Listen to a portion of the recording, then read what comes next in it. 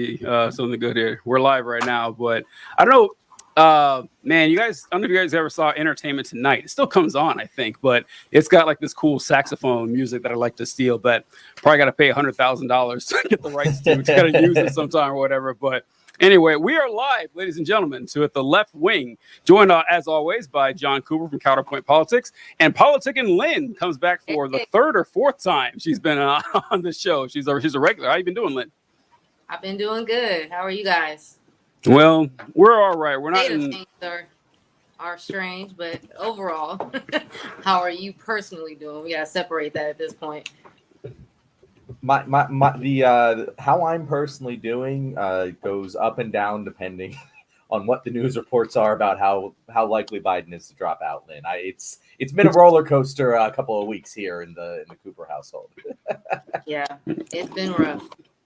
Yeah, it's been a difficult one. So we might as well just jump right into it with the Biden thing. So I'm curious to get your opinion, Lynn, just fresh off this. So John and I live streamed the debate a couple weeks ago, and both of us were, like most people, stunned with how bad Biden. Listen, I didn't expect Joe Biden to be William Jennings Bryan or anything like that. I knew it wasn't going to be, a master class in oration or anything, but holy shit, that was like, we knew, like, once it was over, it was me, John, and Nick Powers. We live streamed it, and we all talked about how just terrifyingly bad a performance that was. What were your thoughts, like, minutes after seeing it, or hell, halfway through it?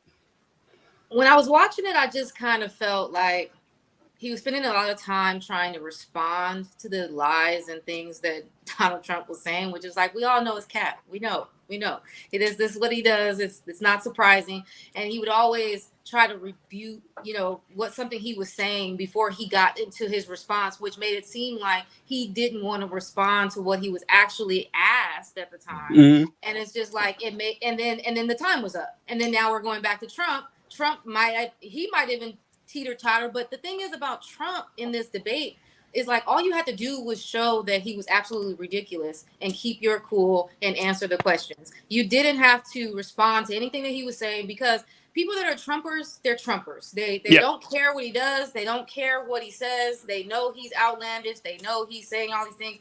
You don't have to respond to that as the Democratic nominee. You just needed to showcase that you knew what you were talking about. And there were times where I understood that he knew what he was talking about, but didn't have the time to really respond to it anymore because he was already, trying to rebuttal whatever Donald Trump was saying previous to what he was saying. So it was just like, and then, there were certain sections such as, Palestine and everything that they kind of just skipped right over. I don't think they spent enough time talking about that at all. And it's one of the biggest reasons why people, don't want to vote for Biden outside of his cognitive abilities.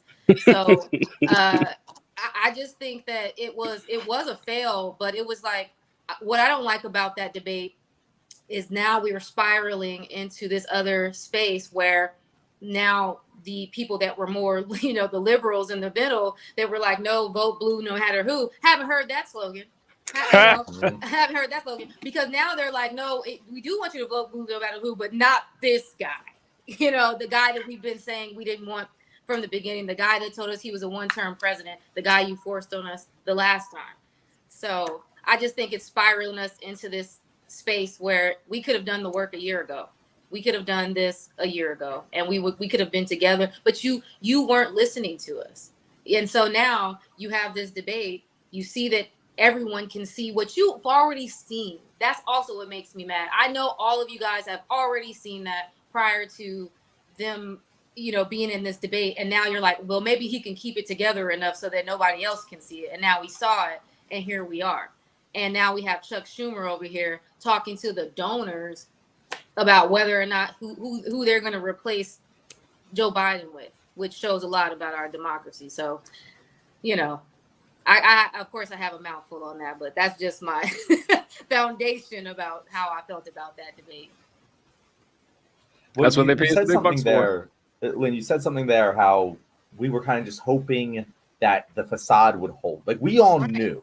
We knew. Right. And I'm looking back at it, and I honestly feel a little disgusted by myself, because it's not, it wasn't my choice. Yeah, it wasn't my choice. Yeah, I consciously knew all of this. Like, it's not like this came as a surprise. It was surprising on debate night just how bad it was, but I knew that they were pursuing a strategy of hiding him and limiting his opportunities to mess up. And it's really disgusting that we were dragged into this and we had to just hope and pray that like the facade would hold, that the lie would hold. And then when the lie was exposed, we're somehow painted as the bad guys by this blue MAGA crowd for like not being loyal to Biden. It's just like, and the anti-democracy thing is what really pisses me off, because it's pretending that there was any democratic process for putting Biden there in the first place. He's absurd. This is an unprecedented thing that they're attempting to do, and I think it's a risk either way. I think either way we go, this is a risk, because Biden would have to give his delegates to whoever the nominee is, and the Democratic issue with that is we didn't get to choose that person. You're going to choose this person, and that is the loudest part of this situation. You're just going to decide it's going to be another person, and we don't. At the end of the day, we're all in the casino. We can be as optimistic as we want, but we're in the casino, and we're hoping, praying that one of these bets, doesn't matter which one, we could be playing roulette or we could be playing blackjack, but at the end of the day, it's still a bet and a risk that we're taking, and a risk that didn't need to be taken if we would have just listened to each other and said, hey, this isn't what we want. It's I wanted to talk about a couple things you mentioned, Lynn, and you were talking about how whenever Biden started talking in the debate, if you follow politics and you know Joe Biden, you kind of see where he's trying to go, and you're like, all right, old man, keep it together and finish this. And he didn't many times. And one thing John pointed out during the debate that was 100% true was that he had no idea why Joe Biden would answer questions and say, okay, let me give you 14 numbers here, and start rattling through numbers that you knew he was going to fuck up once he got to the third one. It's like, man, you practiced this whole time and that was a strategy you went with, something you've never been good at, even when you had it all together. That was kind of wild. And I want to correct you on one thing, Lynn. You said that Biden promised to be a one-term president. So I've been looking at that, and I've been reminded of this by many of like the blue MAGA crowd. He floated the idea that he could be a one-term president. He never promised to be. If we didn't want you, and you float the idea that you're going to be a one-term president, I mean, we're going to take you at your word, sir. Right? Yeah. He suggested, and his team suggested, hey, back before he got the nomination, that, hey, listen, just, put Joe Biden in the slot. He'll defeat Trump, and then he'll train a successor. Now, I'm just throwing that out there. That's a maybe now. And so, yeah, I honestly, I can see why you would never guarantee that going in. I get that part, but it would have been the best move. It absolutely would have, because here's our problem too. I mean, here's our issue too. People will say that, oh, you guys are being ageist or something like that. Listen, it's not that Biden's old. I am. Sorry. I have very strong views about that. There should be a limit for sure. You can say whatever you want. I mean, they're 80s old. That's but the thing is, to me, it's not necessarily that he's old. It's that he's old and can't think. Because like Bernie Sanders, hell, Nancy Pelosi, they're in their 80s. They are sharp as a tack. And so if they were in that, they are, but they should go. I just feel like at some point we have to, like, we can't pick and choose when it comes to this. I feel like this is something we should collectively be thinking about, because we are going to like people. People are going to be sharp. But to avoid situations like this, we need to have age limits at some point, because here we are. I was on a live that the guys from the Voidcast did a while ago on TikTok. And I hopped on and people were talking about this very issue. And for the longest time, it was about term limits. And I'm against the idea of term limits. I think term limits are a bad idea, or at least an idea that doesn't solve anything. But then I went on to the age limit thing. And people talk, because for the longest time, I've been against age limits. I didn't, specifically because of examples that you can be old and still be effective. But then someone made an argument that I thought was very good, was we have minimum age limits. Like you have to be 25 to be in Congress, 30 to be in the Senate, 35 to be president. Now, that doesn't mean that there isn't a very mature and very intelligent 32-year-old who could make a great president. But to be on the safe side, we'll put the limit at 35 so no one tries to run some 9-year-old, as president or something, and people put him in for the memes. And I was like, if you're going to say that age minimums are good for that reason, you kind of have to agree that age maximums are good too. So I was like, yeah, now I am on board with age limits. I don't know what it should be. Like, we put it at 70, 60, 65. I don't know. But it does make sense to, prevent something like this from happening. I would say whatever age they think Social Security retirement age should be. That we should cut. I like that. I like that. I like that. I like that a lot. That's good. It's karmatically fair. Yeah. But I just agree with it because it's just this is avoidable. I'm not saying you can't be involved in politics, but I just think that you definitely shouldn't be where Joe Biden is sitting at this very moment, especially in his state that he's in. I've always said that it would be less open to arguments of ageism if we just put term limits in, because there's no 80-year-old who's winning his first term in Congress. I'm sorry, it's not going to happen. Right. If you said like you can only serve 3-4 terms in Congress, no one who's 80 years old is going to be able to actually accomplish that. And as TJ said, it's not that anyone over the age of 80 can't do this job. It's that across the board, we are better off if we don't allow people over 80 to do this job, because more often than not, you end up with Dianne Feinstein, you end up with Joe Biden's, where they're in power. Ruth Bader Ginsburg. Ruth Bader Ginsburg. They're in power. They're clearly not capable of performing the job, and yet it's hard to take them out of power because we don't have this limit. And not to mention that in general, I don't want 80-year-olds deciding policy that's going to set the next 60 years of life in America. They're not going to be around for it. They have very little stake in the game for the policies that they're setting. So it just seems naturally beneficial to me to have younger people that'll be around for the next presidential term in power. Yeah, that's a great point. That's the point I was going to make too, because we talk about power, these elderly people having power, because the things that they're doing, they may not even affect them. It may not even be, you're talking about 15 years from now, 20 years from now, 60 years from now, you don't know how that's going to work out. And you're betting it based on what being bought and paid for, like most of our politicians are. It's just not a good bet. You're like, because you're like, well, that's not going to affect me. I need you to think that most of these things are going to affect you, actually. Just like Joe Biden said, they asked him the question directly. George Stephanopoulos did in the interview. He's like, hey, if you lose to Trump, will you have any regrets? And he's like, as long as I did my darndest. Right. He's like, no, you should regret that. Right. I also have to wonder, too, why are you doing this? Blows my mind, TJ. If I were in the Senate, I would enjoy my job. I'd be happy to, do my best to serve my constituency. I would be proud of attaining this position and serve it with, decency and honor and respect. I wouldn't want to die in my Senate chair. I wouldn't want that. I mean, like, when I'm that old, like, spend some time to yourself before you shuffle off this mortal coil. Why do you want to hang out in Congress until you give up the ghost? I don't understand that at all. I really don't get it. I think it's a world. They live in. And, it's all about, handshakes and back pats and, everyone's just living in this world and you're used to it. You're like, this is how I live. And I have influence. And as long as I have influence, I have a purpose in this world that I operate in. The moment I cease to have influence, I'm not as important in this world, because that's how it works in that realm of our political sphere, Yeah. I want to acknowledge one of the comments here. Mark has a great point. Geez, TJ, power is not given away. If anyone should know that, it's me. That's very good. That's very good right there. But no, it's true.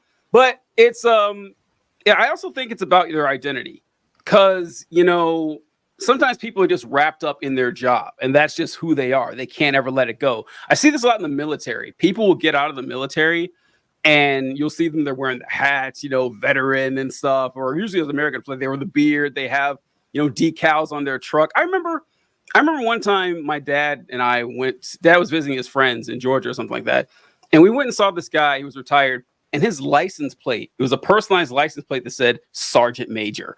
And it's like, buddy, you've been out of the Army for 20 years. Like, you're not a Sergeant Major anymore, okay? Like, I'm proud that you achieved the rank of Sergeant Major. Congratulations, but you're just Mike now. Like, you stop, living in this. And I think people just can't let that go either, that they've subsumed themselves into that whole personality. I also want to be clear about this, TJ. I personally think Joe Biden's too old to run. But I haven't liked Joe Biden this entire time, but that's kind of irrelevant. Like, the question here isn't, is Joe Biden too old? Is he actually up for the job? That's irrelevant. As if you want to put up Kyle's comment there, it doesn't really matter what we think. Low information voters in Pennsylvania, Michigan, Wisconsin, apparently even New York. New York is becoming a battleground state, by the way. I think that, and they're the ones who will decide. And Kyle's 100% right about that. Doesn't matter what any of us think. I've seen the Blue MAGA crowd like scream until they're blue in the face, like, no, Joe Biden's, he's up for it. So it's like, it doesn't matter. It doesn't. This is about winning the election now. This isn't about a referendum on Joe Biden as a president or anything. Sure, bro, Joe Biden's been the best president in American history. Wonderful. He's not going to win the election. like this is about the future, not the past. This is, you can't sign this guy to a 4-year contract extension. He's not going to get it done. and in any other job, you would understand this. But for some reason in this one, we're supposed to be loyal to someone, even though this is supposed to be an existential threat election. You can't say both of those things. I think that uniquely this particular presidential election, that they are usually Democrats, when they're running, they're running on a hope platform, like a hopeful platform, and that gets people to the polls. And I think this time they're running on a fear platform, and they're putting people in a position where they're just like, well, it could be worse. But it's been pretty bad. It's been pretty bad already. It's been pretty bad. Yeah. Like, of course things can get worse, but could you, even if you were in office, could you stop it? Because the stuff that's getting worse already, you seemingly can't stop. So I'm just, not to say that, I want a Republican in office. I'm just saying that, to be a platform that's running on fear, are we going to be subjected to these things anyway? You sure about that, Lynn? Because every time I talk about how the Democrats have put themselves in a bad position here and say that, Biden has blown the opportunity to win the easiest election in American history, every time I bring that up, I get tons of comments saying, oh, so you're voting for Trump now? It's like, no, all right. I just like, you keep seeing this shit over and over. People got to learn to be able to have a conversation about both sides of the spectrum. Of course, no. The answer is no. You should not do that. But at the end of the day, that doesn't mean that I can't critically think about what's occurring and look at the situation for what it is. And it's like we're playing on teams. It's not about teams. This is your country. Yeah. This is your livelihood. This is how the future generations of everybody that is going to be able to survive in this country. We are not playing teams. We're playing who's going to get things done. And at the end of the day, things haven't been getting done. Things have been being dismantled. And are you telling me that you're going to stop that? I'm not saying, I know Trump's not going to stop it. That's what I'm saying. I know he's not. Are you going to stop it? Because you haven't stopped it. And so I'm just, in a space about that. Yeah. So what we wanted to go over with this whole Biden thing is, now, John and I think it's about 50-50 on whether Biden actually runs or not. I mean, I don't know. I could see it going either way. TJ, today, I think I've moved to 60-40 that he is dropping out. He's dropping out. And I think that tomorrow it's going to get... There's currently a press conference going on, which I'm anxious to watch after this. Mark asked why we aren't streaming the press conference, because he's a coward who decided to book it at the same time we record this show, because he didn't want us to live stream it. But I think that unless this press conference goes incredibly well, I believe the reports that there's going to be multiple members of Congress calling for him to resign immediately afterwards. And Well, I think it's 60-40 at this point. Tomorrow it might be much worse. the press conference is on his favorite topic. It's on NATO stuff. And Lynn, I don't know if you caught this, but I know last night or yesterday's show, I talked about how whenever Biden gives his case on why he should be reelected, something he always says, I swear it's been every time, that I'm the guy who kept NATO together. He always says this. And to me, it's like, how many people are voting on NATO? Like when it comes to the American presidential, like, do you know one person who's say, wow, I was really on the fence about that Biden guy, but did you see what do? No one gives a fuck about NATO. And I just can't, it just shows it's something you would say in 1991 if you're running for president. Like that would actually have some staying power. We're about to end the Cold War. Let's get this going. But to be fair, TJ, he might think it's 1991. He might, yeah. You never know. You never know. All right, Mark said, shame on him, but Joe Biden is a coward. John has thrown down the gauntlet. All right, so let's go through a few people and what we think are some pros and cons for them. I'll start off with, I guess, the one with like the lowest chance of anyone. I'll go with Gretchen Whitmer. And so for those of you who don't know, Gretchen Whitmer is the governor of Michigan. And Gretchen Whitmer has gained a lot of popularity. She is a popular governor. And, people don't know a whole lot about her, which probably works well for you trying to run for president or a higher office, something like that on the federal level. I think the main thing that Gretchen Whitmer has going for her is the fact that she is a popular governor from a state the Democrats need to win. And I think she won her election. It was like 55-45 or something like that. She had a very solid victory on that. What do you guys think of Governor Whitmer's chances? Like, were she to make it? I think that her chances of winning are quite small because I think that she's still pretty, I barely know her and I consume a lot of political content. I don't think the average Democrat is going to be too stoked about her.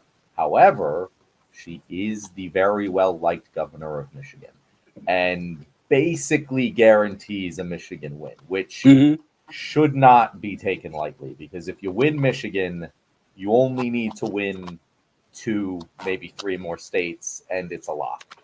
So I think that she would be a very viable candidate, but she's got to hit the ground running as soon as it's a open discussion. Like if it's an open discussion, she needs to make a splash right away and gain some momentum, or else she's just going to get thrown away with the rest of the trash. That was more insulting than I meant it to be. Right, yeah.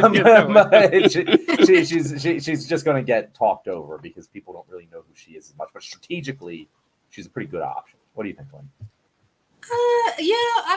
I pretty much think how you feel about it. She could. I think all of them are possibles. That's just what I feel about them. We could have the pros and cons conversation. I think definitely she would definitely get a good group of voters because she's a woman and it's okay, perfect. But I just really do not know. I don't think that I don't think she's strong enough. I don't think it, nationwide, that is a state that we need to win. But I'm just really on the fence, really, about any of them. Yeah, I think that it's kind of like how the backup quarterback is always the most popular person in town when the quarterback is struggling, kind of thing. And it's easy to do what we're doing and go through with the pros and cons. But with someone running for president of the United States, they're going to undergo more scrutiny than they ever have in their entire lives. And there's things that we don't know about them. So, putting them as this option, this option you're thinking about, sounds good in theory until the person gets there and you don't know how well they're. Look at Ron DeSantis. Although I never thought Ron DeSantis had what it took, to actually succeed. A lot of people did, though. He got on the main stage and crumbled immediately. So that could easily happen to Gretchen Whitmer, who hasn't been, in a high profile position like that. So let's go through. What do you think? It has to be really open for her to have a shot. She's not going to be on the short list, I don't think. Yo, yeah, right. What do we think about VP if it's not Kamala? I don't think they run 2 women. That's what I was right about to say. I was right about to say that. It's like she would be the VP, but Harris couldn't be the nominee because they wouldn't put two women, unfortunately. But that's just it's a rule. yeah. You can't. It's a you rule. have to have It's a rule. one man, One old white one guy. white person. Yeah. You can mix and match those. That's a whole other thing. That's a whole other thing right there. Like, replacing Biden and like you said, like if they wanted to replace it with a woman, then we'd have to go through the whole process of replacing Kamala. Like, yep. I don't see that happening. I don't see that. All right. Well, let's go to Gavin Newsom. We'll start with Lynn on this one. So I think you might have some better insight to Newsom than the rest of us. But what do you think? I mean, okay, well, with California, I don't think he's going to run. I don't think he wants to do that. I think that he's the governor of California. His life is fine. Like one of the most liberal states. Like I don't think that that's not something he would look into, but looking into it in this very moment, maybe not, and not being prepared to do so. Oh, okay, I see. I misunderstood you. That he will run. I don't, of course they're considering him, but I don't think that's something he wants to do. Like they would probably have to strong arm him into doing that in this very moment. But as far as Gavin Newsom, he has his pros and cons too. I mean, he's a political guy. Like, I mean, he's a good person to play the part. That's what I think about Gavin Newsom. He's a good person to play the part. As far as like his, California, his state, he does. This is a very. I always say like California, New York. These types of states, there's so many political games that are happening, and to be at the head of that, I just know that there's all these complications and things that are just, maybe out of your hands and in your hands. He tries to do certain things, but he falls short of other things. When it comes to like women's rights and things like that, California, we don't have a problem with that. But when it comes to homelessness and that being rampant and how we're going to solve that problem and things like that, we don't really have an answer for that either. So I think that because he's at the head of a state like ours, and if he were to run, I feel like the Republicans would probably like rip him apart, because it would be a lot of things that they could aim for, and I don't think that would be the right choice, in my opinion. I don't know about, what do you think, John? It's funny that you said play the part. Very funny, very funny. In my mind, Gavin Newsom, and this is just knee-jerk reaction to seeing a picture of Gavin Newsom.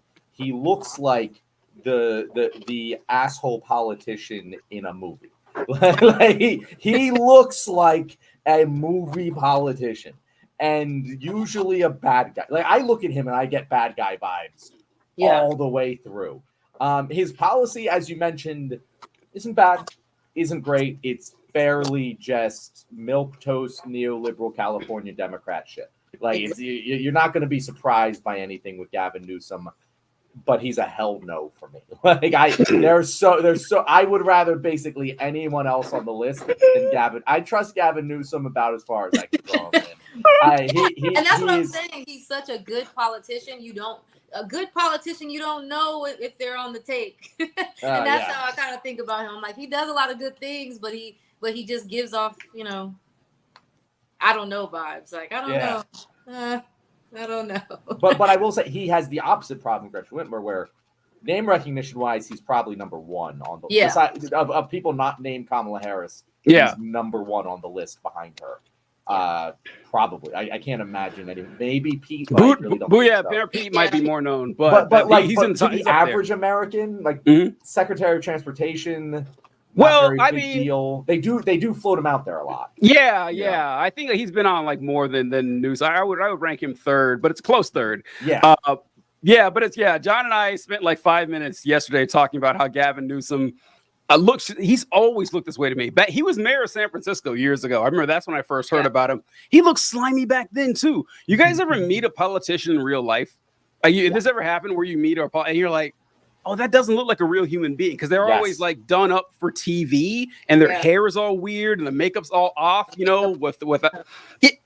looks like that, like more than your regular politician. And it's just, he's always giving me the creeps.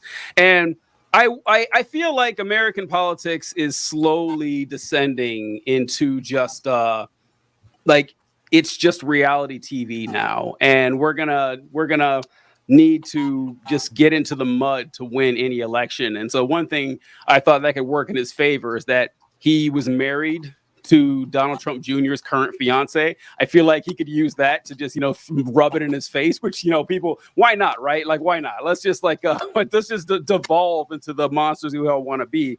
And what did I write down here?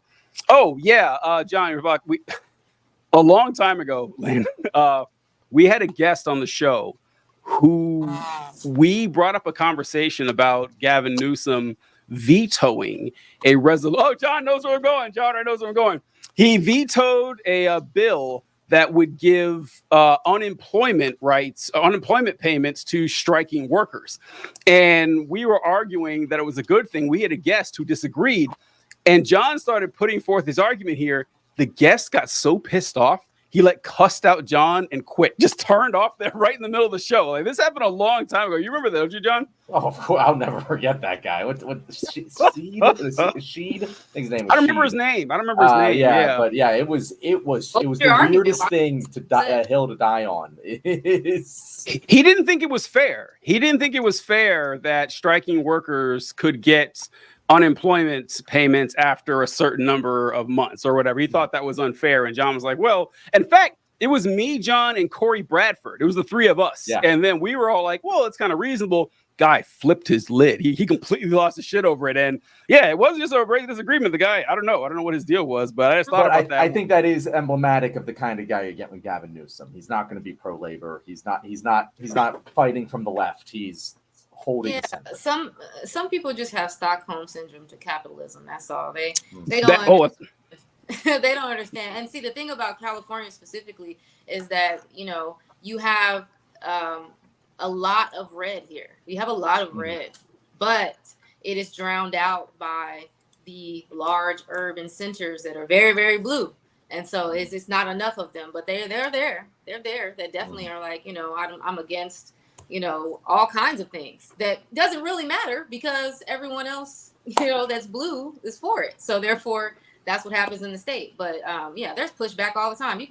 You can go to Huntington Beach and you're in a whole nother world, just because, of those differences and they vote that way. So, Yep. True. And all right, this is an interesting one. This is one that John and I thought, and we hated saying it, that in like a perfect setup where we could just, choose it ourselves and without any complications, Mayor Pete. And trust me, I get no pleasure in saying this. I'm not a fan of people. And look, let's also I think Lynn mentioned this earlier, that as far as policy goes, there's not a lot of daylight amongst any of these candidates. Like, you're going to practically get the same person when it comes to, signing legislation and pushing forward things in Congress. But it's all about their appeal to the public and whether or not you can rally support around them to win.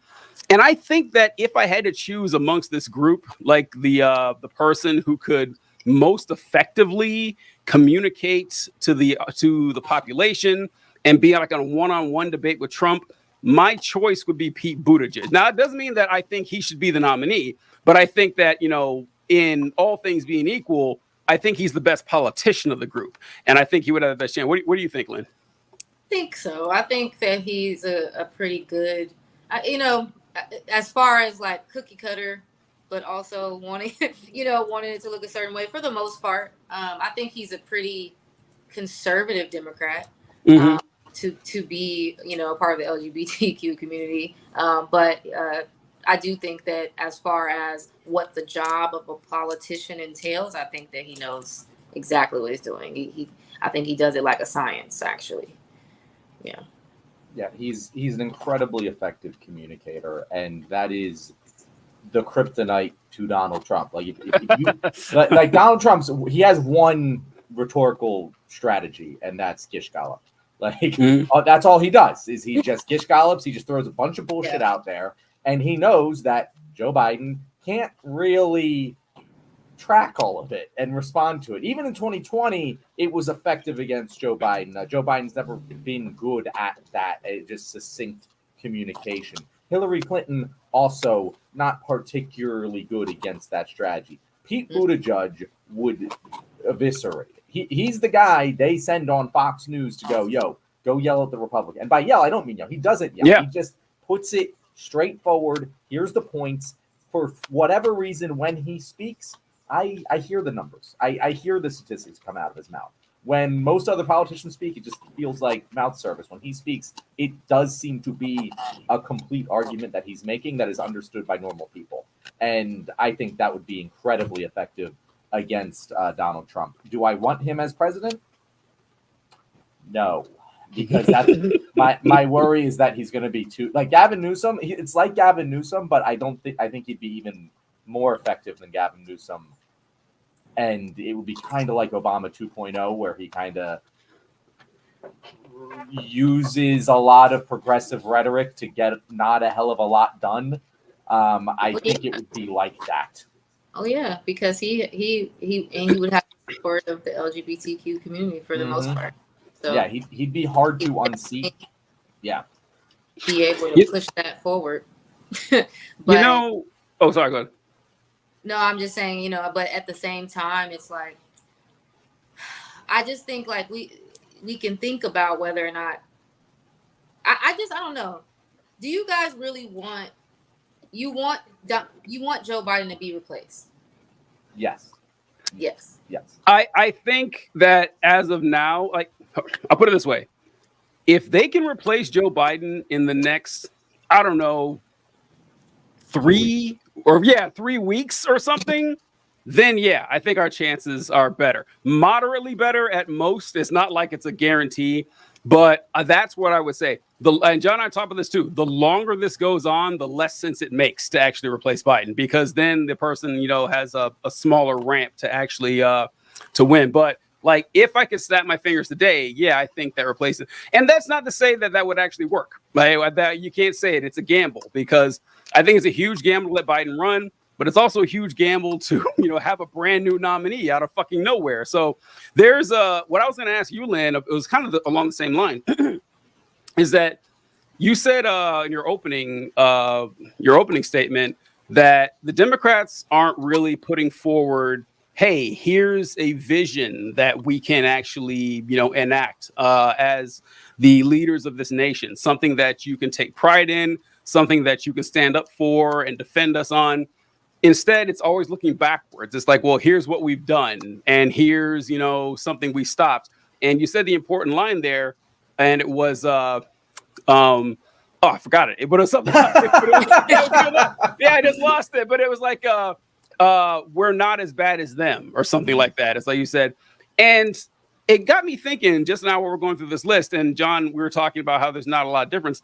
Is there any one person you actually would want to be president now? Like, can you think of someone that you're like, oh yeah, this is someone that I would go door knocking for. This would be awesome. I would want that person, because I'm having a hard time thinking of anyone. And I think the despondency is kind of just spreading amongst everybody, that even if we win, the win is just staving off something worse. It's not actually a win that we can, take a whole lot of pride in. Yeah, I agree with that. I don't think I can really put my faith in somebody specifically. Of course, I feel like we've been settling since forever. And I think that the way that our democratic process is right now, it doesn't make me feel like you're actually working for the benefit of the people. And so even if I choose a person and say, yeah, that person is, I just feel like we're just replacing the pawn that's at the head, and letting that person be the person that takes the fall or represents whatever it is that's going on in the background. But at the end of the day, I don't think that our country is running like a country who's interested in the betterment of its people. And so I don't know that a person can solve that. A person can be someone who believes in that, but people don't even run on those platforms. If you say that you want, the betterment of your people, you're a progressive, you're, an extreme leftist, you're all these things, just simply because you want people to have basic things that should be very simple, but aren't very simple, because we're operating with money as the most important aspect of everything. But yet we have all the money for anything that comes to mind that people want to do. That's not taking care of your people. So I don't think that I could even think of a person. Maybe, but that's the whole point of a campaign, right? You're supposed to convince me. You're supposed to make me feel that way. But as of right now, just anybody that could actually. I know it's so sad. So this tees things up quite nicely for me because I agree. Like anyone that we pick, it's not going to be our guy. We don't really have an our guy. We don't have. Yeah, we don't really have. There is no champion of the progressives at this moment. We're like in between guys. That being said, I want to lay out an argument for hope because there is a pathway to get an our guy, at least as close as we can possibly imagine. And it's the elephant in the room who we haven't addressed yet, being Kamala. Now, Kamala is not our guy. We know Kamala is not our guy. However, I'm pretty darn certain that Kamala is significantly to the left of Joe Biden. If you look back at her 2020 campaign, one of the big problems that she had is that she ended up in the middle between Bernie Sanders and Joe Biden and didn't really know where to land. But we know she supported universal health care. We know that she's been consistently less pro-Israel than Biden has been. Like every step of the way, she's the one who, like, she was the first one to say the word ceasefire. Like she has been always a step ahead of Biden in that regard. She is definitely, of all the people that we've mentioned, she's probably most likely to move the party left. And if she wins, and I do genuinely believe with the way the economy is headed right now, assuming there's not some like major catastrophe, which there probably will be, but like Biden has done a pretty good job on base macroeconomic policy, and it's revving up, and the next couple years are going to be really good economically. I would be surprised if they weren't. And whoever inherits that, God forbid it's fucking Trump, is going to have a massive win off of it. And it's going to be I think whoever is the president in 2024 is going to win the presidency in 2028 too. And I think if we have, what is that? 12 years, math, 12 years of Democrats in power, and you have positive economic growth over that entire time, that sets the table to get more progressive because people can go. What we've had is Republican crashes everything, Democrat builds it up, and then boom, Republican gets in power, crashes everything, Democrat builds it up. If we can have consistent growth from Democratic policies, you can move the populace left, can shift the Overton window. And if you look 12 years from now, who's going to be in prime age to win the presidency? One representative from New York, AOC. Oh, AOC. Oh, okay. She'll be in prime time for that. Yeah. And I do see a path where all of that makes sense. Kamala makes her secretary of whatever. She won't be the VP, as we said. That's 2 minorities and 2 women. Can't have that. No way that the DNC there would be a civil war. There would be the Republicans would lose their shit. It sets it up. Like the pathway is there. There is a pathway to getting there. It sucks that it's not for another 12 years, but it could happen. But through Kamala, though. It's probably through Kamala. I think that's going to be Kamala anyway. I think that there's going to be small amounts of I don't think they're going to let it be open. I think they're going to say if Biden drops out, he's going to say it's Kamala. I think anything else, honestly, just if we're talking about politics, anything else would be kind of a little insulting. Insulting to her because she is the vice president. Yep. So I do think that if they're going to do it, it's going to be Kamala. Yeah. Can she win? I don't know. I think that she has just as good a shot as everyone else. Other than, like I said, Buttigieg have a better shot, but I think her chances are just as good, if not better than everyone else. And yeah, we kind of agree on the same thing. There's a lot of speculation on everyone else, but Harris is the only one that makes sense. It's the only one that makes sense because, once again, this is literally why she's here. Like you're going to say that you chose me for this very scenario, and you're not going to have me go forward. And it also makes it easier to transfer the campaign funds. Their name's already on the ticket, and the name recognition is there. And like Mark, I saw he asked a little while ago, What would y'all recommend for a mini campaign to determine the candidate, town halls, debates? I mean, optimally, yeah. Like optimally, yeah. Like if it was like a year and a half ago or something, but it's too late for that now. I just think it is. Like John and I mentioned that like the democratic thing to do would be to allow everyone to vote on the person that they want. But with this nightmare emergency scenario that I don't think has ever happened before. I have a hard time thinking, certainly not in our lifetimes, but I can't think of like a presidential election where the presumptive nominee has been like, and it's not just like, podcasters and TikTok creators who are saying, oh my God, this is like senators and congressmen and fucking donors, like the lady, like the guy who owns Disney, I think it was his daughter or something, owns she's like, yeah, we're pulling our millions of dollars. It is a big fucking deal. This has never happened. So yeah, like something like this going on, like the safe bet would be Harris. And it's not like Harris would be a catastrophic candidate. She would do just as well as everyone else. But like we said, it's got to happen quick. If it doesn't happen, by the end of the month, I just think that the Democrats made themselves even weaker than they did before. TJ, I have to say this before we close out this segment because I've realized it when we're talking about it. Yesterday, we posed the question, what's taking them so long? Because if they know they're going to replace Biden, which I genuinely think that's what like the Pelosi and Schumer and Obama are all thinking right now. Why are they waiting? Because every day it gets worse. And I have this very, very dark thought that if they had done it immediately after the debate, there would have been plenty of time to organize a special election, host a bunch of debates. There would have been almost 2 months to do that before the Democratic National Convention. But if we get close enough to it, there's no longer going to be time for that. And I guess we're just going to have to pick someone ourselves. That seems very Democratic Party. That's exactly what they want to do. And that's why I say that's such an unprecedented thing to do. And it's an exposure of our lack of democracy at the end of the day by doing so. Because if we didn't want Biden at first, and then you said, nope, it's going to be Biden or no preference, right? Then you make us choose him. And then as time goes on, we have a situation where things are going on, in Palestine, and now we're screaming from the mountaintops, no, this isn't the guy. We don't like this. We don't like how his policies are. We don't like how he's dealing with this situation. And even before the debate, we started telling you he's too old. He can't do it. We see it in the way that he's moving in his everyday task as a president. We don't like this.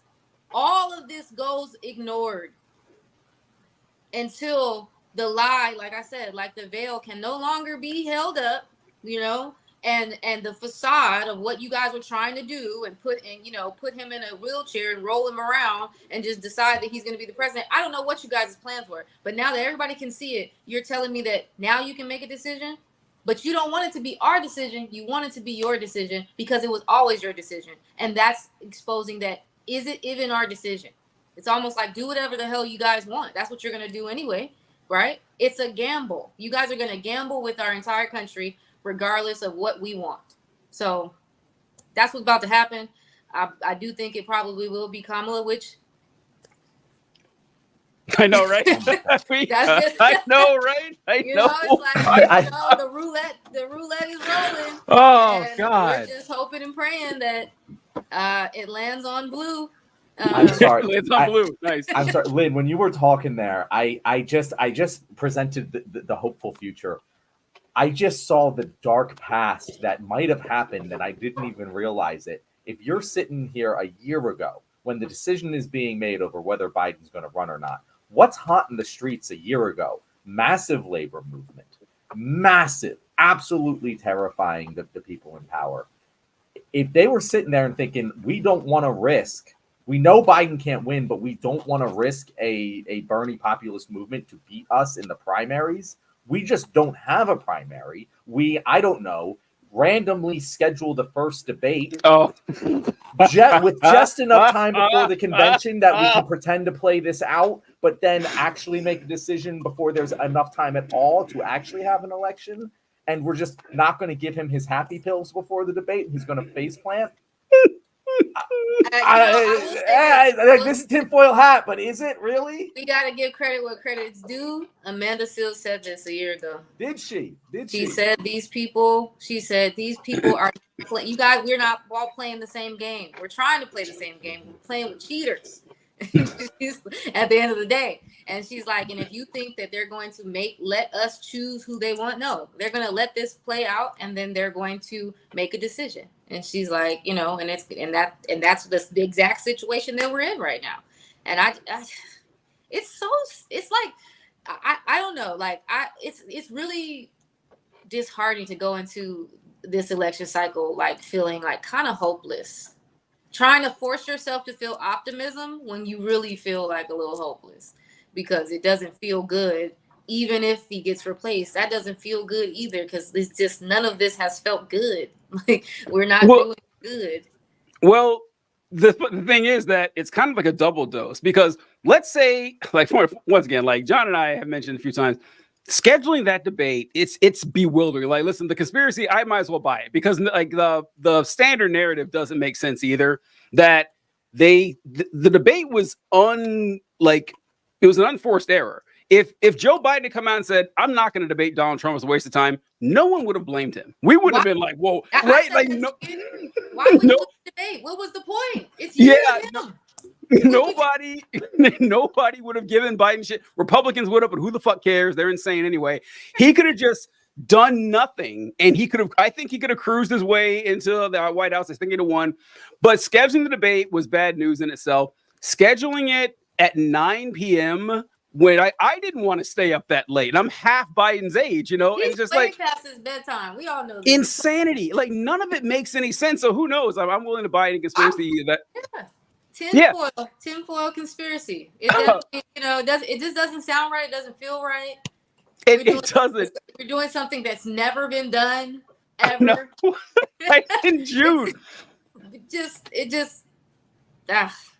And what you were saying, Lynn, about how it feels so sad. I think the pain is amplified now because we were already kind of down about the fact that we had to vote for Joe Biden in the first place. Like that, we had all kind of like spent the last year. All right, look, it is what it is. We can't let Trump back in. So, of course, we're going to be good little soldiers and vote for Biden, not feel good about ourselves. Then it's like, oh, actually, no, it's even worse. Like we've actually made this whole situation 10 times more difficult. And there's no hope at the end of this either. So I think it's kind of like doubling down on us. But ask yourself this too. I thought about this the other day randomly. It was just like, did you want Hillary? No. Oh, you mean so it's going back a long time? You mean? I'm just saying that they're just, like Obama is something that it should be a case study on the Obama on the Obama presidential administrations and just how that came about and the very moment that was going to work. At that very moment. But even with Hillary, I didn't want Hillary. We never get to, it's just, we're just force fed stuff. And it's just getting to the point where it's just like, okay, well, don't blame us. Like you said, John, like if something happens, you want to blame us, but you don't want to have a conversation with us, but you want to place blame on us. That's crazy. All right. That was the saddest segment we've had. I can just feel it. Like, I was like, oh man, we are all kind of bummed about this. We're just processing through our feelings here. It's very true. I've been processing through my feelings ever since the debate. It's just been a pure live wire. Yeah, it just didn't have to be this way. That's the thing that sucks about it so much. Because like Lynn does a very good point about Hillary Clinton because there's my cat. But with Obama, people wanted Obama. Say what you want about, his time in office, like, or whatever. There was an actual movement. People got up and said, I cannot wait to vote for Barack Obama. That was a legitimate feeling. And then it was like, all right, it's Hillary Clinton's turn now. Let's go. Like, let's fucking go. And sure, she got the most votes. I mean, we're not going to, when we say that the primary was rigged against Bernie, we're not saying it in an idiot way like Republicans say that, well, actually, Bernie got more votes. No, he didn't. Clinton got the most votes. But the upswell of like the populist movement from people who were anywhere south of 60, it was mostly with Sanders. Now, unfortunately, people like that don't vote as often as people over 60. And so Clinton got it. And then she lost. And then, but then, And then we got blamed. And of course, yeah, I know we're gonna blame no matter what. And then it's like, okay, so it was Hillary's turn and she lost, but guess what? It's Biden's turn now. And so it's always been people who they're like, hey, this is the coronation of our chosen successor, and there's no national movement of energy behind any of these folks. And now it's Kamala's turn. And now it's like legally, basically. And so, yeah, it's just kind of sad to see. I want to hit these real quick. So Tweedo D asked a while ago, oh, wait, wrong one. Is there a clip of the rage quit on this channel? So that's homework for us for... I just posted it, TJ. Oh, you did? Oh, okay, I just posted it in comments, yeah. Perfect. Okay, great. Thank you. That's the video where the guy rage quit on John. And then Tweedo D mentioned might be the first conspiracy theory that's ever made sense that he's heard. There's a lot of good ones out there. Come on, let's there's true conspiracy theories. Say what? I said I love a good conspiracy theory. Well, yeah, because there's conspiracy theories and there's conspiracy theories. Like the CIA tried to use mind control with MK Ultra and stuff like that. That's a real thing that happened. My favorite conspiracy theory that's kind of out there is that the Secret Service killed JFK on accident. I don't know if you guys have ever read into that one, but that's a really good one. That's a fun one. There's a really good theory because conspiracy talk, but the trajectory of the bullets in JFK, it's weird. That's why they call it the magic bullet. It like doesn't seem to follow. Like it's like technically possible, but the chances are really slim that the bullet would take that weird trajectory through him. And so what the theory is that Oswald did shoot JFK and he hit him in the shoulder. But then in the limo behind JFK, the security guard was spooked by the shot and fired a shot himself. And that's the one that hit him in the head, which is why the trajectory would match. It's a really good theory. It's my favorite JFK conspiracy theory that he was accidentally shot in the head by the Secret Service. Pet conspiracy theory, Biden and his close advisors want Trump to win to prevent the Overton window from expanding. I don't know about that. I don't think the parties ever want to lose. I don't. I think that the ratchet theory is 100% correct, but I don't think Democrats ever want to lose. No, they just don't want to win in a way that moves things farther left. Yeah, delicate tightrope. Delicate tightrope. As John is posted that. All right, good stuff. Where should we go? Do we got a happier topic, Wait, John? The presser hasn't started yet. Yeah, that's wild. 6:30. I did too. It's about to be past his bedtime. He can only work till 8. He said so. You know, this is actually something. On last week's show, we had Craig from the Voidcast on, and he was talking about that report that came out. I don't know if you guys saw it, that said, yeah, you know, we shouldn't have scheduled the debate so late because Biden, between the hours of 10 a.m. and 4 p.m., that's when he's on his toes. That's when you guys see that? Yeah. Craig made a fantastic. Say what? Why did they? I know. Craig made a hilarious comment about that. He says, "Oh, so Biden's on his toes between 10 a.m. and 4 p.m. It's unfortunate the presidency stops at 4 p.m." Yeah, that's true. You got to be president in the afternoon too. It turns out. So yeah, that was pretty good. Wait, did you guys see I think it was Jake Tapper. He was interviewing a White House, I don't know, spokesperson of some kind, and she was talking about fucking Clooney, and she's like, "Oh well, Clooney left that fundraiser earlier than Biden did," and Tapper was like, "Okay, what does that mean?" And she's like, "Well, it means that President Biden is more vigorous than George Clooney."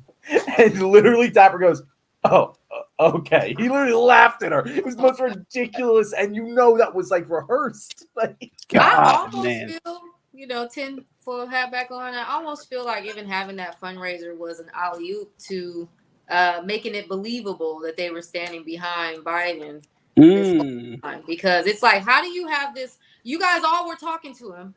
You will have the whole day. You did everything, and then you came out and said nothing. You said nothing. You did not say. Now you're saying, "Oh, this is the same guy that I saw in the debate. That's the same guy I saw at the fundraiser." Like, why are y'all just right now? He has to make a decision, Lynn. He has to make a decision. No matter how many times he says he's made a decision, We just have to wait for him to make a decision. Yeah, John pointed out yesterday that Nancy Pelosi, like Biden spent like 3 days saying, I am staying in the race. I'm making it very clear. I'm staying in the race. Sends a letter to Congress. I'm staying in the race. They asked Pelosi about it. She's like, well, Biden's got to make a decision. Like, hold on. Didn't he? He certainly did. Why are you saying that? Yeah. She just like Southern grandma'd him. He's like, I'm not going to say the thing I mean, but you know what I mean. All right. Where should we go, John? We got a lighter one here. We got the impeachment for AOC. We got stock trading. What was the one you had wanted to do? I'm completely. I wanted to do the GOP dropping abortion from their platform. And there was a Gaza one. That is not a lighter one. So the abortion one I thought was interesting. Let's do that. Okay. All right. Let's dark news day, folks. But I don't know if you guys saw that. So do you guys remember the Republican National Committee's platform in 2020? The answer is no, you don't, because they didn't have one. They didn't have a platform in 2020. It was a very weird moment that they said, well, yeah, our platform is whatever Donald Trump wants. And I didn't think it could get any more embarrassing than that. I thought that was just like an insult to the Republican voters that, yeah, we're not going to bother telling you what our platform is. We're just going to say that we're going to roll with Donald Trump. They did something pretty similar, actually, this week. So I'm going to share, let's see, again on the screen here, what the platform looks like. And it has, okay, here we go. So this is I'm not going to read them all, but you guys can see that all there. Like number 1, seal the border and stop the migrant invasion. Carry out largest deportation operation in American history. End inflation. Make America affordable again. This is just Donald Trump tweets. Like the official fucking platform of one of the 2 major political parties in the United States is literally just, look, even like number 6, large tax cuts for workers and no tax on tips with a fucking exclamation point. I mean, it's radically embarrassing. It's in all caps. Like the official document is in all caps, just like Trump would do. But one thing that is missing is that in all the previous platforms, not counting 2020 when they didn't have one, they always had something on there that stated that the Republican Party's official position on abortion was that they wanted a nationwide ban on abortion, at least up to a certain point. I think it was usually that like 20 or 21 weeks that they want to make sure abortion doesn't happen in any state. And Donald Trump forced them to remove that from the platform. And a lot of Republicans are upset about it. Like I've seen like the Right to Life organization say it's not cool. They're still going to vote for Trump anyway. But I'm curious on what you guys think about Trump making this move. Like, Lynn, what do you think of Trump's political chops here and removing that from the platform? Well, for one, Donald Trump is not pro-life. Let's start there. He is not pro-life. He is definitely pro-choice. I'm sure he has paid for a couple in his day. And at the end of the day, you want to appeal. I think that he's realizing that this stuff is maybe some stuff is a little too extreme, and he needs to appeal to some people that are in his base that are pro-choice, right? To a certain degree, right? To whatever they're deeming to be what is reasonable. And I also think that just having the availability, like, I mean, I don't think anybody at these high level, they can say all they want. Some of these people are really devout Christians and, and they're really into, and they're Catholics, and they're like, yes, I'm completely against abortion. But most of them are just saying that because people be saying that. They don't believe in what they say. They just say stuff. And so at the end of the day, maybe I can't get an abortion in Texas because that's but hey, maybe if I take, if I go over here, I can get one. I think that Donald Trump knows that federal ban across the board is too extreme. And I think it hinders his base, his voting base just a little bit. So he's like, oh yeah, abortion. We can have an abortion ban. We already got rid of Roe v. Wade. We already got rid of that. Look, we don't got to do all that. We don't got to do all that. Let's just do this a little bit and take that off. And at the end of the day, he's a bully. So even if they were like, no, this is what we feel. I don't care what you feel. Donald Trump, do what I say. Don't you know I'm the cult leader? I don't know if they told you. when you got here, but yeah, it's me. So do what I say, and so they're gonna do it, and no one is gonna be criticizing him either, because he's a crazy person. You start criticizing this man, you start telling he gonna be like, you know what, and he's gonna just rip you guys to shreds because he has no moral decorum whatsoever. So it's just like, I just think that it's not even that deep. I think it's him removing that or having that removed is just simply because he's like, this will help me even just a little bit. It'll help me. I want to address two things about the actual platform and then talk the abortion thing. First, I want to say my first thought when seeing it was this literally looks like a text file that you see in like a post-apocalyptic open world video game where you pick up the old party platform before everything went to shit. Yeah. And it's just like all caps, like the most ridiculous statements. It read exactly like that.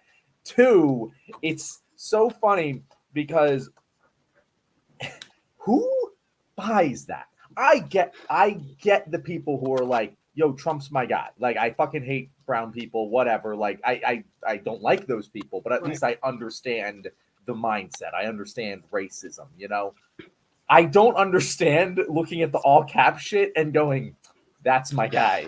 I want everything written in all cap. Who likes that? Who thinks that that's cool? I don't like, even if you're a dumbass racist, how do you think that makes sense?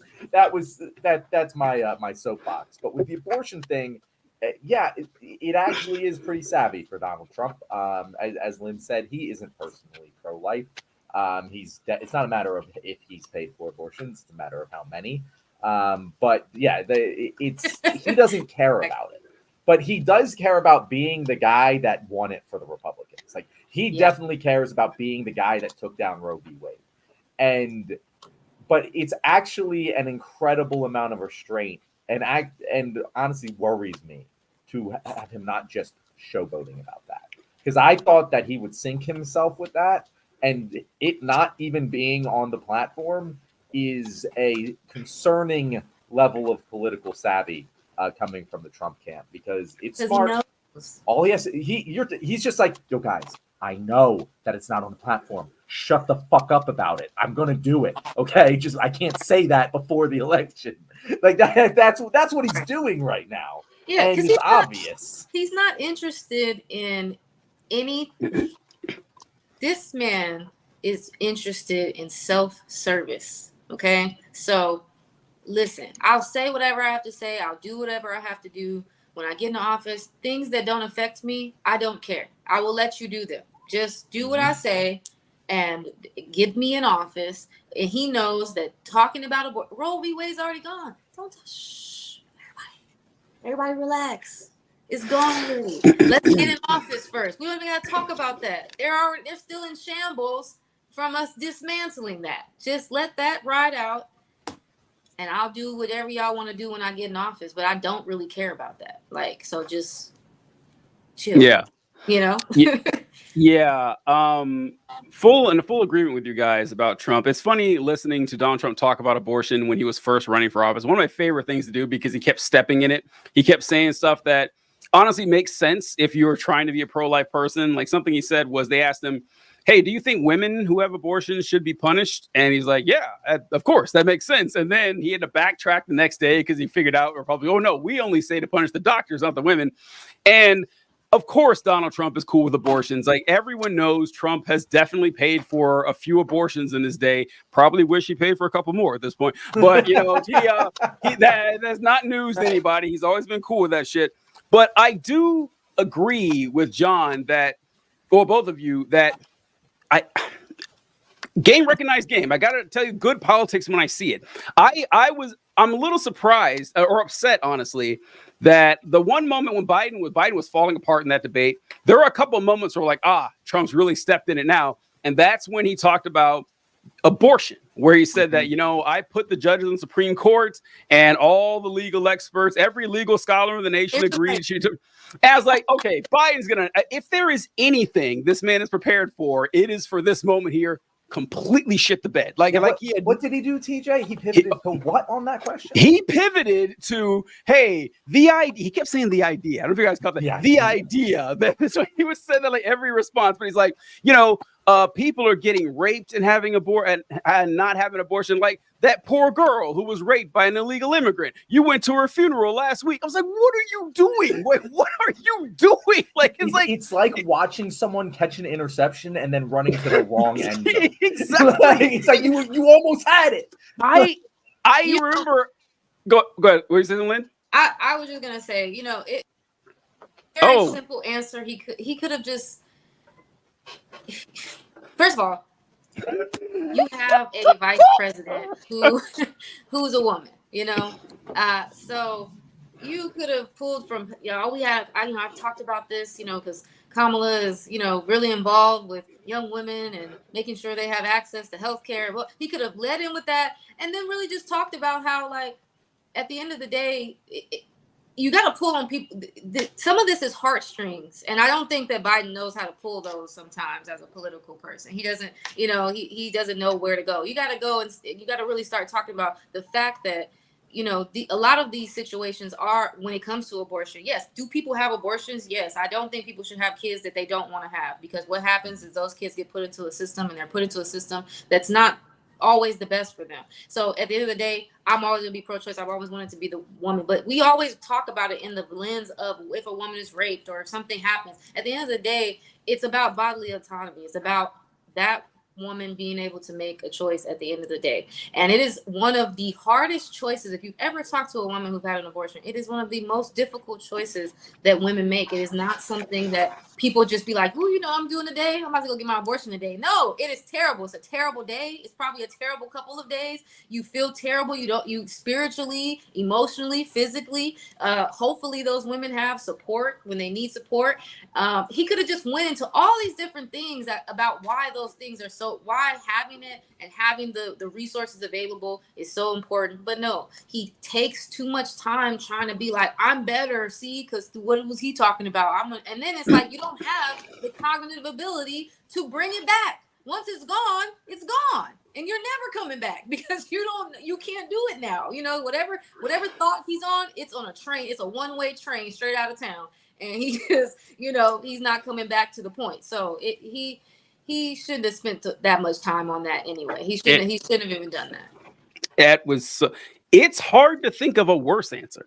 I mean, it really is. Like, it's hard to think of a worse way he could have answered that on the issue that he was like 30 points ahead of Trump on, and he still managed to make it fall apart.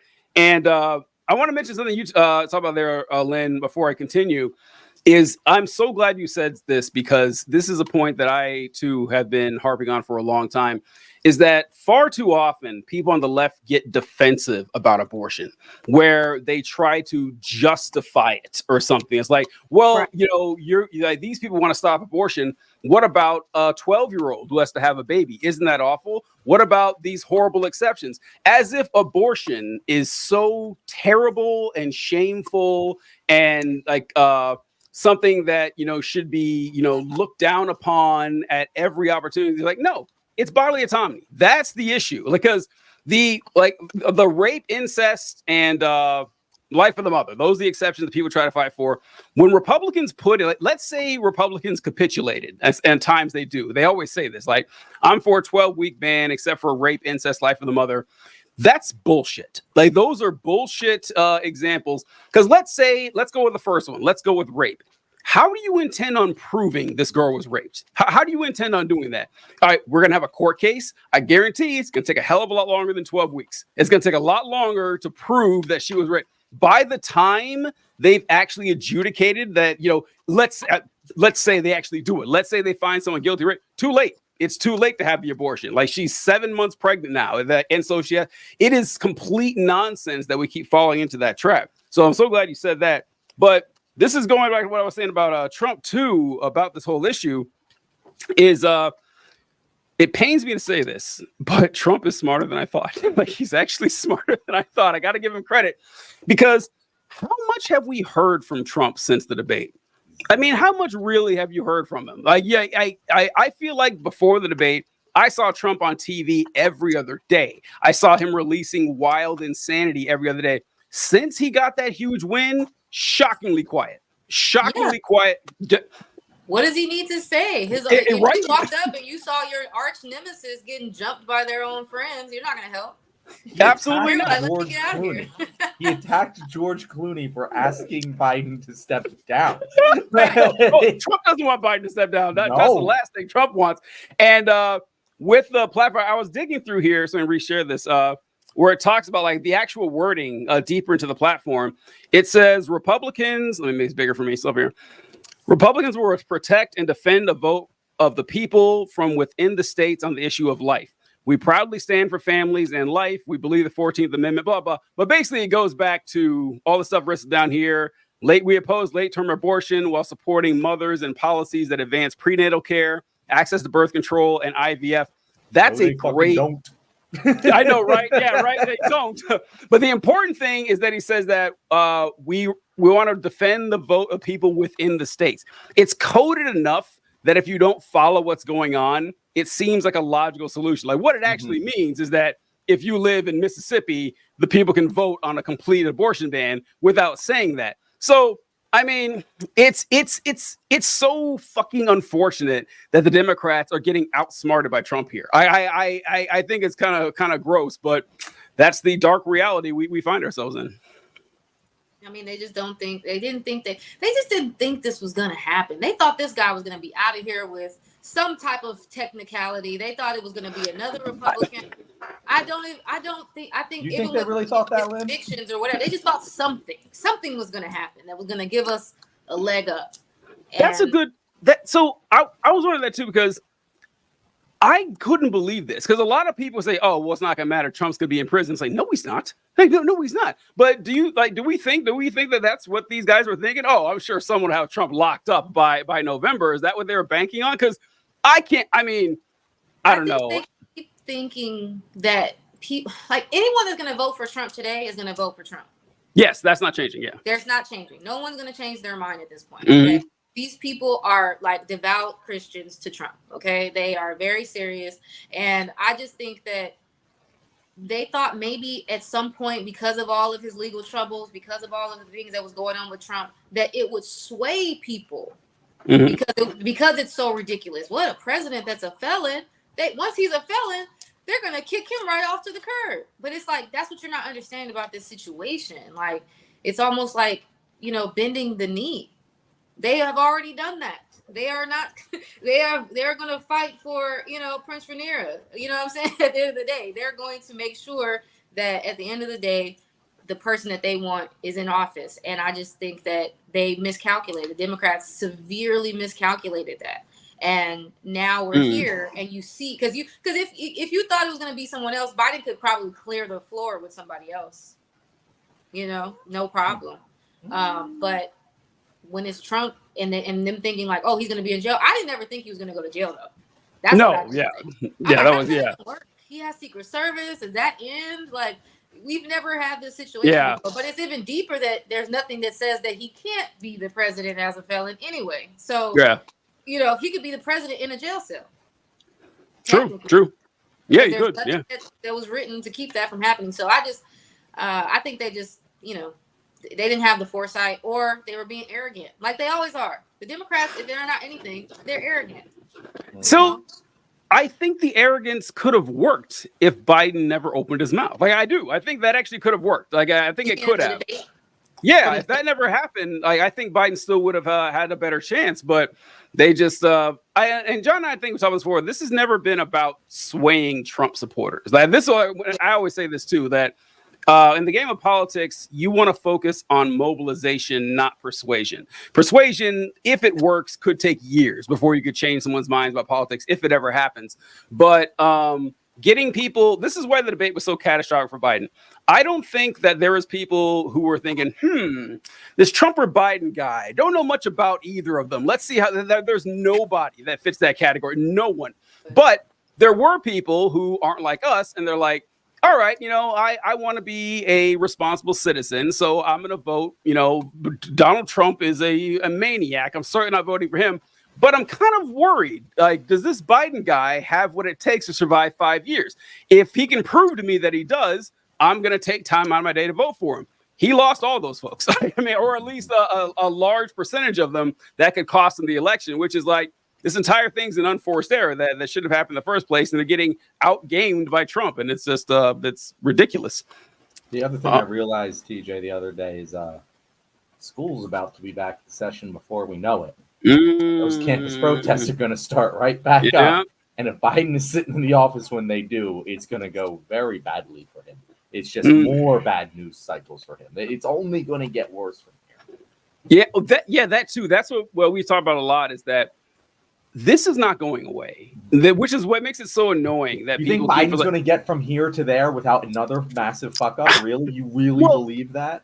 Yeah. Well, even if he doesn't, it's still like he hasn't proved that that's not who he is, and it is, and so it's not going to change. And so the dominating news story for Biden for the next 4 months is going to be: is this guy insane? Like, has he lost his entire mind? And that's not going to change. It's just not going to happen.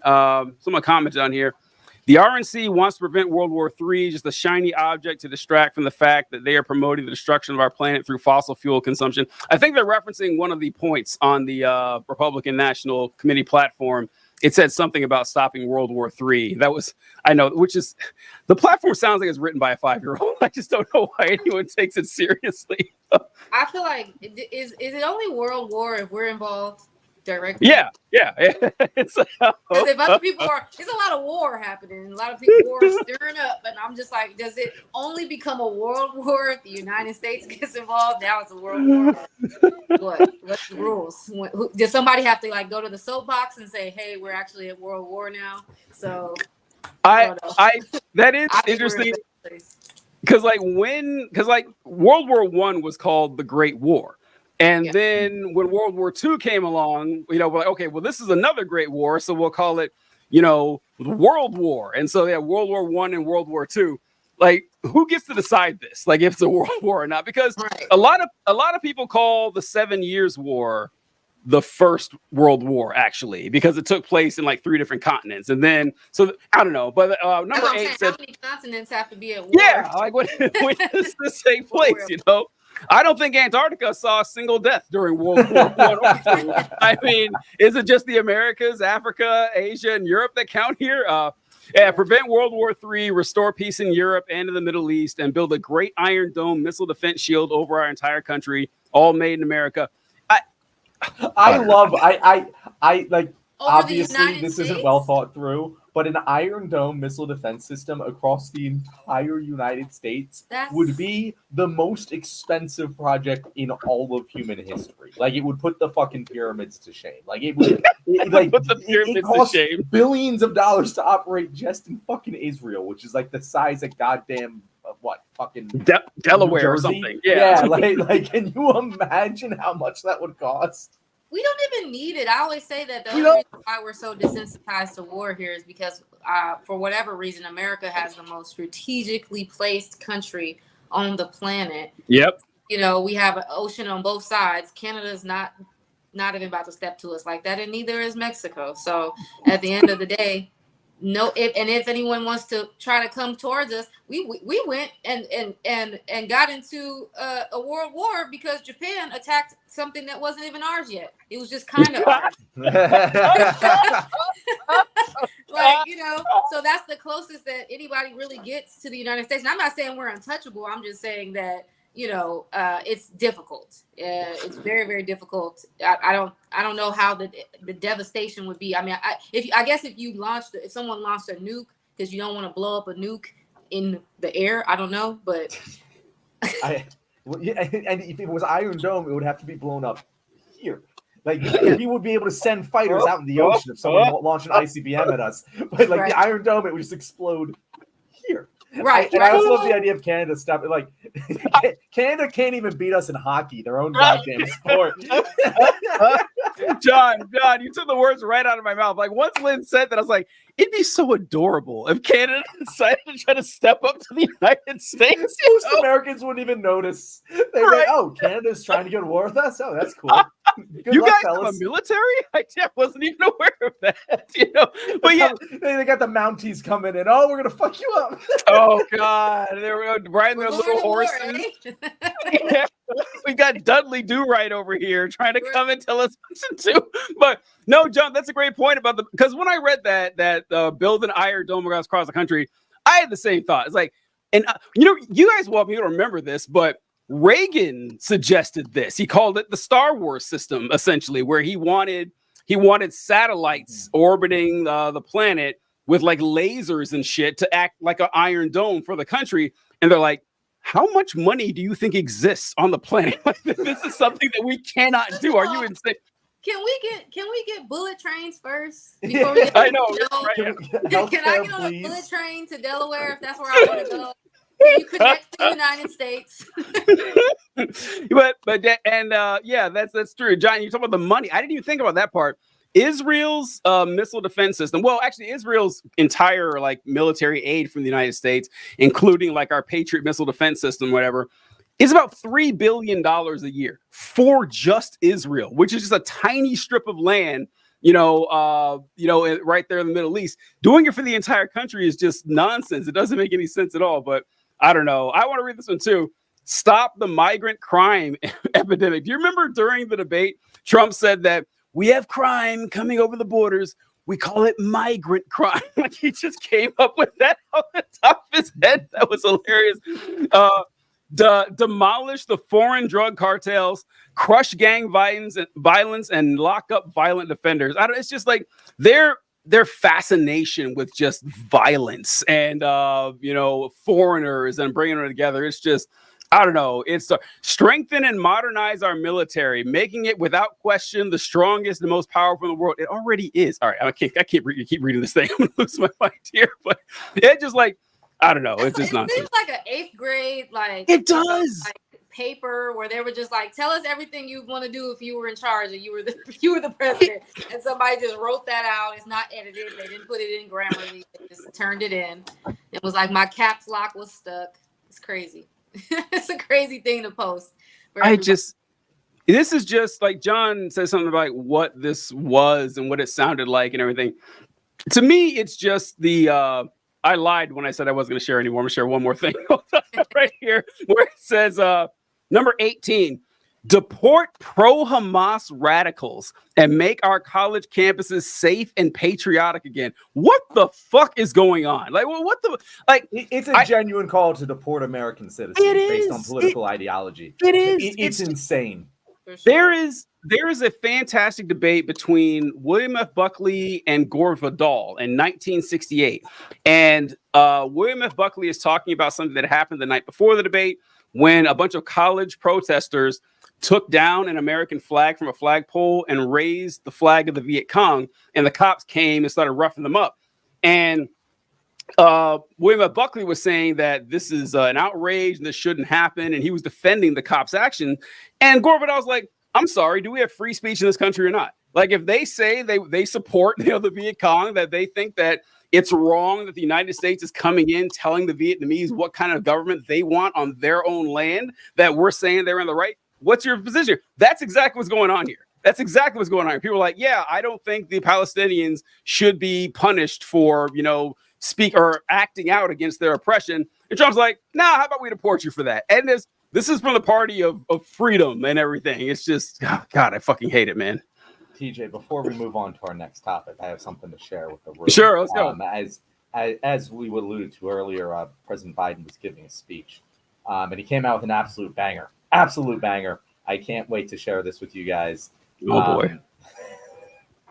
And I want to caveat this. When he makes little slip-ups, I don't care. It's the overall thing. But this is a nuclear slip-up. Oh, no. Because he already, before he started his speech, he called President Zelensky President Putin.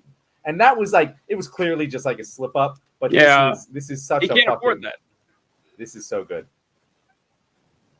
I wouldn't have picked Vice President Trump to be vice president, but I think she's not qualified to be president. So let's start there.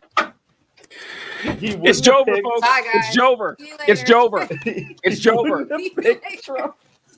I'm going to head out. This I'm is heading out all the over. press conference. I'm out of There's here. no shot, man. It's like John's right. You like little mistakes anyone makes.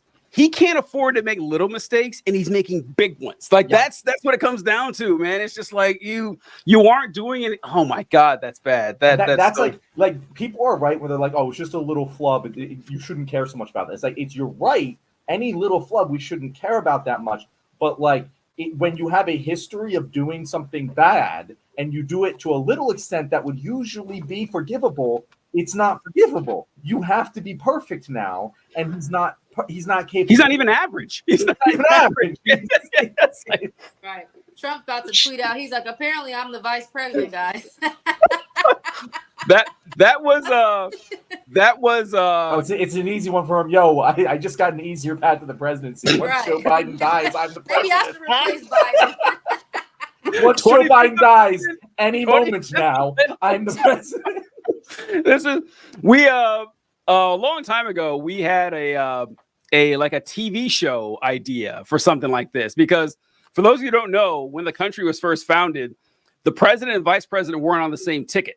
Everyone ran for president separately, and the person that got the most votes became president. Person that got second most votes became vice president. An insane system that they set up because they didn't believe in political parties. They thought that everyone would have more or less the same idea of how to run the country, adorable and everything. And so they thought there'd be no real political conflict. They got rid of that in like 8 years or 12 years. It was a very short system.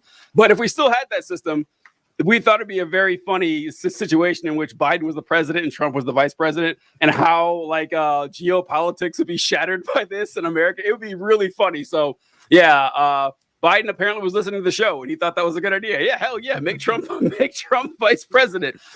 And with the flubs thing, and what John says is absolutely correct. That small flubs here and there. Everyone's human. Like I fuck up at least once a show. It happens, but whenever the question on everyone's mind is all the cheese still on your cracker, you can't afford to make mistakes like that. Or when people think you're insane, like Trump, because it's funny because it applies to Trump too. He said that's how bad Biden is. That everything we've said about Biden also applies to Trump, just in a smaller degree. And people can't wait to pounce on Trump. I remember years ago there was an article that came out that said Donald Trump makes up an African country in one of his speeches. Like he made up the name of a country, and I was like, okay, that seems a little weird. So I read into it, and what had happened is that Trump said that he was visiting or talking about the country of Nambia, a country that doesn't exist. He meant Namibia. I was like, okay, that's just a flub. All right, like that's not like I guarantee you, it's not Uzbekistan. Yeah, right. Yeah, 70% of Americans couldn't tell you if it was Namibia or Namibia. They couldn't tell you that. Yeah. Say what? They didn't know what the correction was. Right. Yeah. So that little stuff that happens, but it's your own fault, man. It's your own fault. Oh man, it's 8:07. Jesus. We got time for like maybe 1.5. I don't know. Depending. Where should we go here? We got one more. I say we do either the articles of impeachment or the stocks. Which one do you want to talk about, Lynn? We could do the articles of impeachment. And you said what was the other one? Stocks. The banning stock trading for Congress. Ban stock trading. Let's go. Let's do impeachment. I want to be clear. You want to do impeachment? Yeah, let's do impeachment. Okay. Oh, okay. I thought you said stock trading. Okay, I did the same thing. So I misheard her. Oh shit. Did you want me to take this one, TJ? Yeah, go ahead. All right. So we have had this topic, a little inside baseball here. We have been trying to talk about the ongoing corruption scandals with Thomas and Alito almost like every week. And every week we end up bumping it for other topics. This week, we're going to talk about it because this week AOC put her money where her mouth is and did something about it. She introduced articles of impeachment against Thomas and Alito. And it's something that I'm shocked. I'm honestly shocked that this is the first Democrat that has moved to do this. And it makes sense that it is AOC, but she shouldn't have been this. Like, this should be a very easy winning topic because this is not one of those situations where, we don't really know what happened. It's political. No, like they very clearly did not disclose gifts that they received. Like they very clearly broke the law in that way. They very clearly should have recused themselves of cases where their spouses have direct financial ties to the outcome of the case. Like, this isn't something crazy. This isn't like some like super progressive, like we're trying to reform the courts or anything. This is basic judicial ethics that these justices have trampled over. And I'm not just saying this because they've trampled over it while making court decisions that I absolutely hate. Certainly doesn't help. But Yeah. anyone who's like looking at this objectively should be looking at this and going, yeah, it's wrong for a judge to do that, especially a judge on the Supreme Court. They should probably be impeached for that kind of behavior, regardless of my political positions on them. And she's the first one after months and months and months. The original stories about Thomas came out, I feel like a year ago at least. Mm-hmm. And this is the first time it's actually happening. And it feels like it should be such a winning issue. And I'm honestly surprised that it's taken Democrats this long. Because, like, I mean, what do they even have to lose? I understand why they haven't packed the court. They're afraid of what it will do to them in the future. But what are Republicans going to do? Impeach Sotomayor for not taking bribes? Like, I don't even know what they would do. What do you think, TJ? Yeah, the whole thing with Supreme Court, and when I first started, I didn't have the same reaction. Over time, I've gone close to what you said, but my first reaction was, yeah, so what? I've said for a long time that impeachment is useless. It is a useless measure. Practically useless, but yes. Like the question of whether or not they should is separate from whether or not it will actually work. Yeah, and so I think impeachment could. So for those of you who aren't aware, that impeachment is the method that's used to remove people from political office. But getting charged with impeachment is rather simple. The House just votes on articles of impeachment, and then it's sent to the Senate. That's where it gets complex, where you need a 2/3 majority to remove someone for office. Almost never happens. I can't think of an example of someone who, I'm sure it's happened to somebody along the way, but I can't think of anyone, no one of like major importance. For example, Andrew Johnson, who for my money, worst president we've ever had. Like the second worst president is a distant second to Andrew Johnson. He defeated impeachment by 1 vote. And if we can't get rid of Andrew Johnson, we can't get rid of anybody. It's completely useless. So the only other people who were impeached were Clinton and Trump. And as we all know, they stayed in office. So with the Supreme Court, this is where it comes like you, John, where it's not just it's practical use, but it's political and messaging use. Mm-hmm. Where if you can use impeachment to harm your opposition, go for it. They could have done it with Trump. Actually, it could have. I think the impeachment, like the second one especially, did hurt Trump.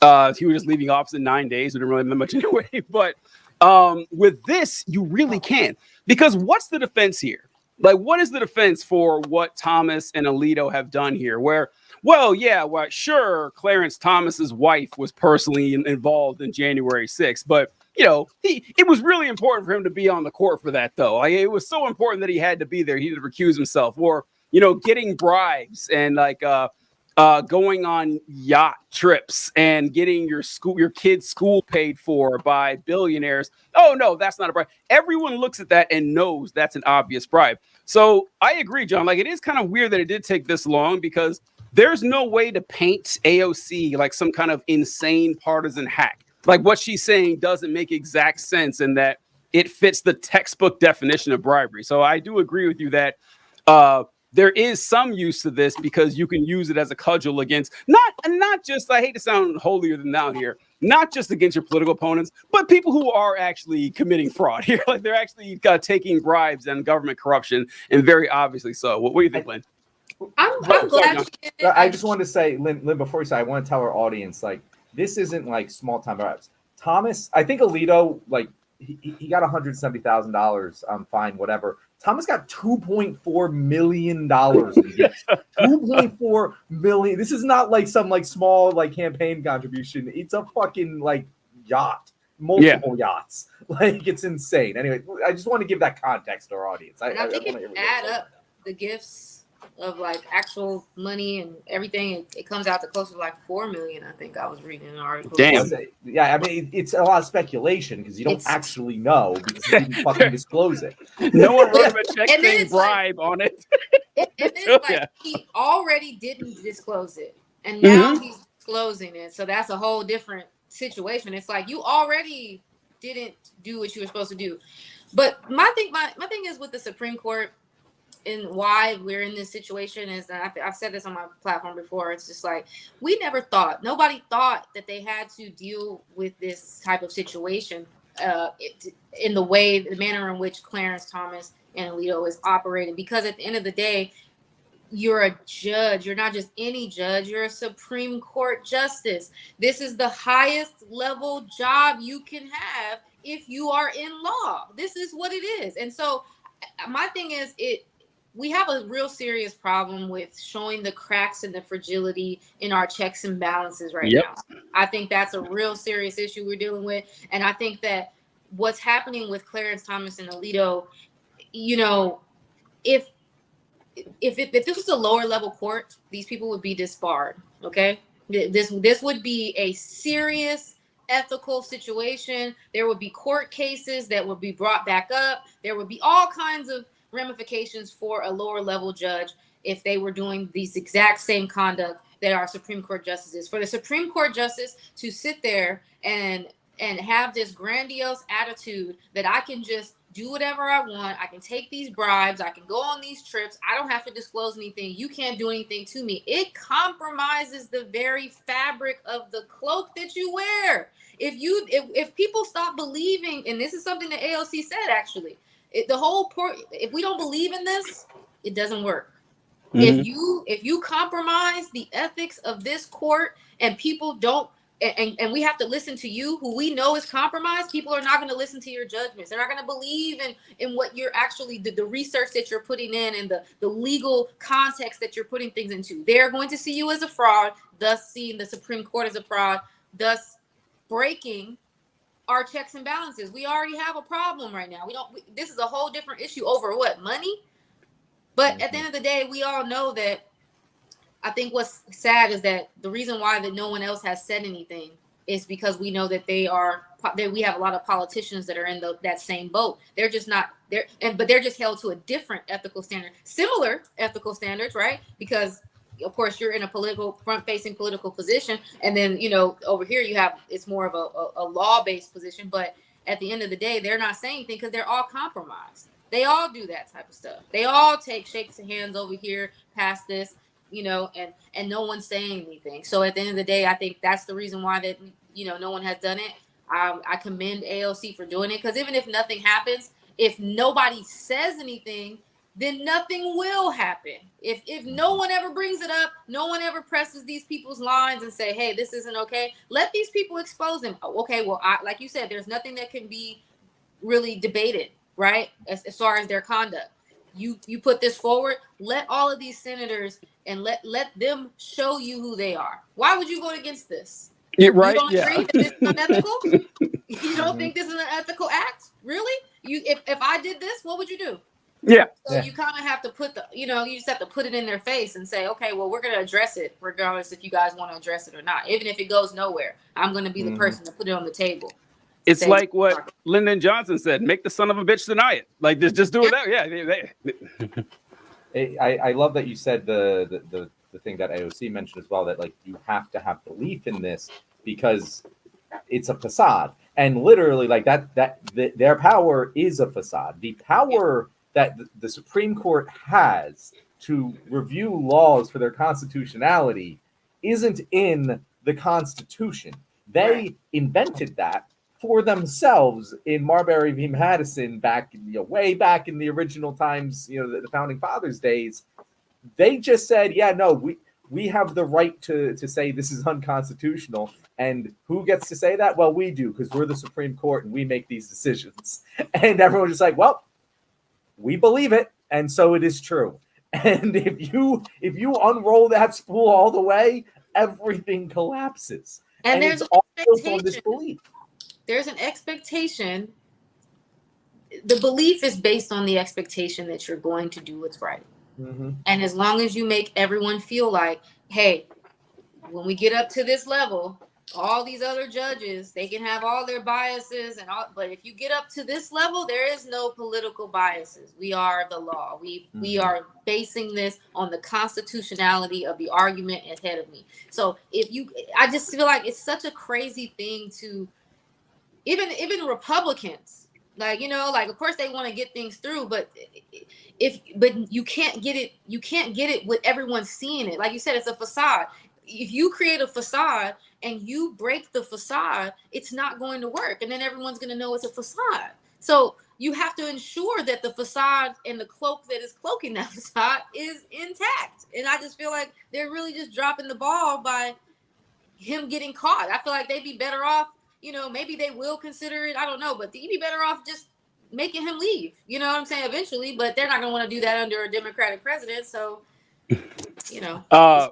Yeah. So with that, Lynn, what you mentioned is like, hey, why doesn't the Supreme Court, like, you'll see people say this a lot, and they'll say John Roberts needs to right this ship here. As Chief Justice, he needs to make sure that his soldiers are in order here. And they did that. They wrote the first ever Supreme Court of the United States Code of Ethics. I'm sure you guys saw that. It was released like earlier this year, which basically says, hey, don't take bribes and don't be a corrupt official.